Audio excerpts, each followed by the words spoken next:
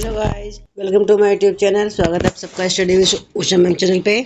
आज हम 6th class का सामाजिक विज्ञान का पार्ट नंबर 10 आधारभूत लोकतंत्र भाग 1 शासन के प्रश्नोत्तर करेंगे। इसकी व्याख्या हम पहले कर चुके हैं।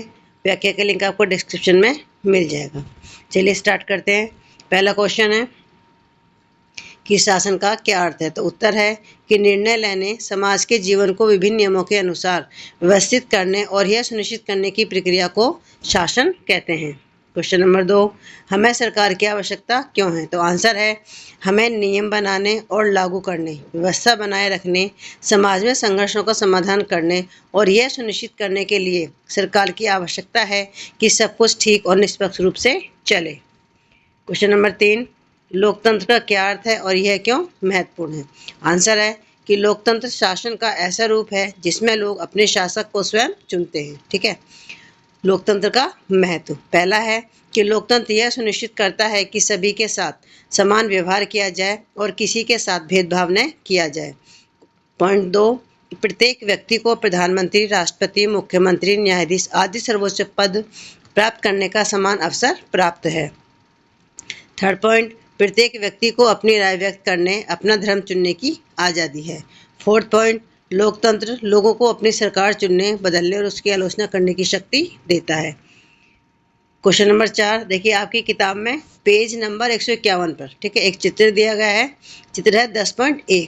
तो दिए उसमें दो चित्रों का वर्णन करना है। इसमें हमें अंतर देखने हैं। ठीक है। तो आंसर है ये दोनों चित्र संभवतः नियमों सहित और बिना नियमों वाले परिदृश्यों को दर्शाते हैं। पहला चित्र एक अव्यवस्थित दृश्य दिखा रहा है जहां लोग नियमों का पालन नहीं कर रहे हैं, जिससे भ्रम और अव्यवस्था फैल रही है। दूसरा चित्र एक सुव्यवस्थित परिवेश को दर्शा सकता है जहां नियमों का पालन किया जा रहा है, जिसके परिणाम स्वरूप सामंजस्य और दक्षता बनी रहती है। अगला क्वेश्चन है कि आप इसे नियमों पर हमारी चर्चा से कैसे जोड़ते हैं। तो आंसर है सामाजिक व्यवस्था और बेहतर जीवन के लिए नियम जरूरी हैं। एक बार बनाए गए नियमों को बदला जा सकता है। स्कूल और घर में भी हमारे नियम होते हैं। ठीक है।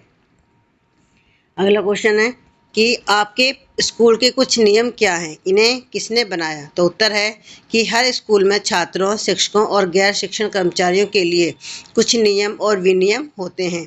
ये सुरक्षित, बेहतर और उत्पादक शिक्षण वातावरण के लिए बनाए जाते हैं। सामान्य स्कूल नियम, पहला है उपस्थिति कि छात्रों के लिए नियमित रूप से स्कूल आना अनिवार्य है। दूसरा अनुशासन, कक्षाओं के व्यवस्थित संचालन के लिए छात्रों से कुछ अनुशासन का पालन करने की अपेक्षा की जाती है। थर्ड है वर्दी, छात्रों से अपेक्षा की जाती है कि वे साफ सुथरी स्कूल वर्दी पहने और उचित स्वच्छता बनाए रखें। अगला क्वेश्चन कि स्कूल के नियम कौन बनाता है। तो आंसर है स्कूल के नियम स्कूल प्रशासन, जिसमें प्रधानाचार्य और उप प्रधानाचार्य शामिल हैं, द्वारा अभिभावकों और शिक्षकों के सुझावों के साथ बनाए जाते हैं।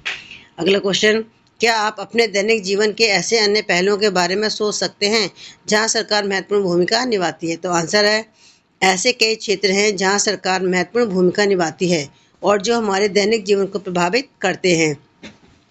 इनमें जल आपूर्ति, बिजली, खाद्य आपूर्ति, उपभोक्ता संरक्षण, परिवहन सेवाएं, बुनियादी सुविधाओं की उपलब्धता, आवास, ईंधन और कई अन्य शामिल हैं। अगला क्वेश्चन कि साइबर अपराधियों के मामले में तीनों सरकारी अंग कैसे काम करते हैं, समझाइए। तो आंसर है कि विधायिका साइबर अपराध के विरुद्ध कानून बनाती है, कार्यपालिका साइबर पुलिस के माध्यम से इन कानूनों को लागू करती है और न्यायपालिका मामलों की व्याख्या और निर्णय करती है, यह सुनिश्चित करते हुए कि कानूनों का निष्पक्ष और उचित रूप से पालन हो। अगला क्वेश्चन है कि सरकार के 3 अंगों को याद कीजिए, उनकी अलग अलग भूमिकाएं क्या हैं। तो आंसर है सरकार के 3 अंग हैं। पहला है विधायिका, नए कानून बनाती है, कार्यपालिका कानूनों को लागू करती है और न्यायपालिका कानून की व्याख्या करती है। अगला क्वेश्चन है कि हमें 3 स्तरीय सरकार की आवश्यकता क्यों है। तो उत्तर है कि भारत में देश विदेश में फैली अपनी विशाल और विविध जनसंख्या के प्रबंधन के लिए 3 स्तरीय सरकारें हैं। इससे सरकार की कार्यकुशलता और सेवाओं के वितरण वृद्धि होती है, क्योंकि प्रत्येक स्तर की भूमिकाएं और जिम्मेदारियां अलग अलग होती हैं। पहला है हमारा केंद्र सरकार। केंद्र सरकार राष्ट्रीय स्तर पर महत्वपूर्ण निर्णय लेती है, जैसे विदेश मामले, रक्षा, रेलवे प्रबंधन आदि।